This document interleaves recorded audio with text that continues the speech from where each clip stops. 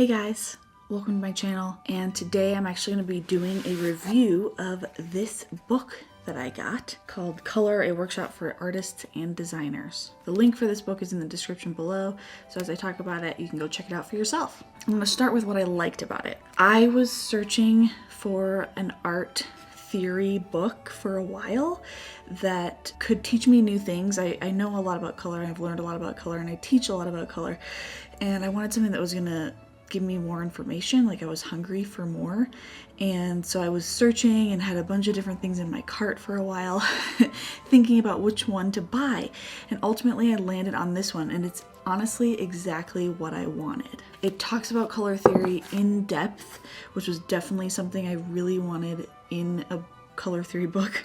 Was not only obviously the stuff that I already knew and have been teaching for a long time, but more information. I wanted something that was really easy to read, that had actual colors in the book and had examples, and there's a lot of color books out there, surprisingly, that didn't have color in them.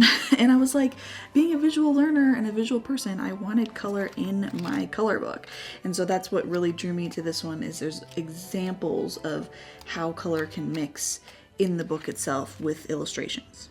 I learned lots of new terms, and in the book they definitely do a good job of putting them into illustrations so that you can actually see how they're applied to art. The book definitely had a strong emphasis on how color interacts with other things and how we perceive color, which I absolutely loved. I think that was probably the favorite part of this book, which I'll talk about in a second. What surprised me the most with this book is that it's geared towards artists and designers, obviously, right? But it's technically a workshop format, and so there's a lot of assignments throughout the book where it gives you instructions on how to do a color study so you can better apply what they're telling you and what the concept is they want you to grasp. This is a good and a bad thing. Towards the end of the book, most of it was assignments and instructions on color studies, which for me, who was just wanting to read through it and learn from it, it was a little tiring to read through instructions for an assignment.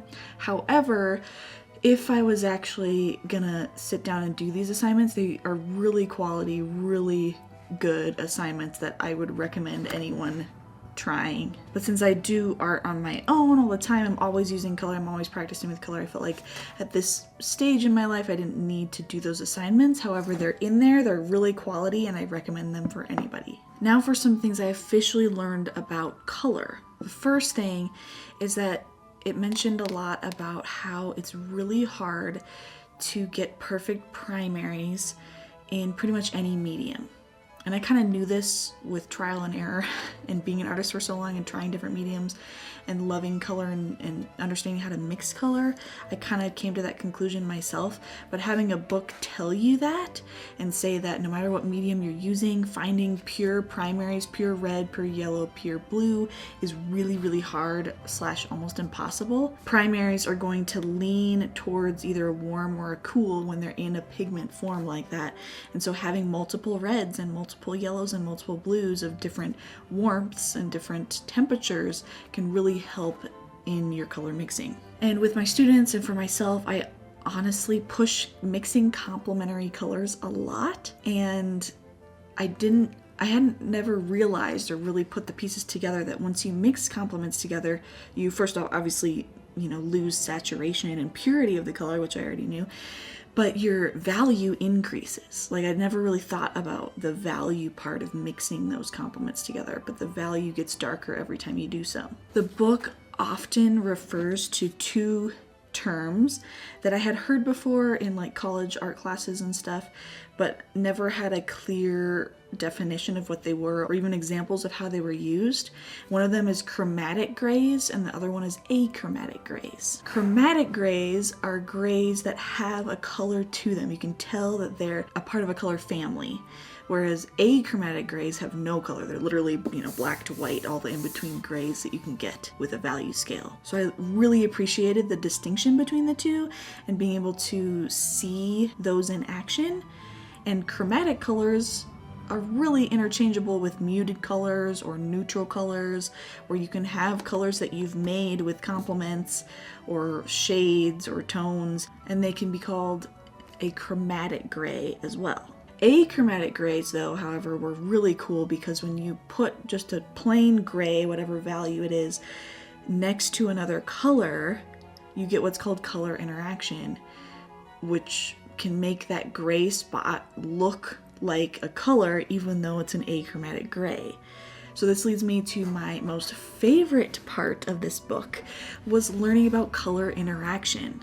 So chapter 5, color interaction, was all about this. This was my favorite chapter because it talked about after images, how our eye and our brain can make us think we're seeing a color when we're really not, or how your brain and your eye can see the complementary color of another color at the same time, and how you can get weird little after images and blurry edges and simultaneous contrast and all these terms that I learned that were just super fun in the context of color. This part was so fascinating to me, and this is what I was really looking for in a book like this, was talking more about the color piece that's a little bit more abstract like that, or scientific, I guess you could say. Not just how colors mix with your pigments, but how does your brain see color? How does your eye see color? How is color perceived depending on what's around it? Like, I wanted to learn all that stuff, and this book had it all. I could honestly go back and just like read that chapter again to refresh and to learn as much as I can about color interaction. And then last but not least, at the end of the book, it definitely covered digital art and how color mixing can happen on the computer, behind a computer screen, with light. And I think that's very beneficial for artists, because there's a lot of artists out there these days doing a lot of digital art. And even though the majority of this book was pushing color mixing with pigments, it definitely touched on the fact that there's a whole different way to think about color when it comes to digital art. So super handy. So if you're an artist out there using color in your art, I highly recommend this book. You will learn a lot and just have a better grasp on how to use color best in your work. Again, the link to purchase this book off Amazon is in the description below. Go check it out and give this video a like and subscribe to my channel if you haven't already for more art content like this. Thanks for watching, guys. Bye.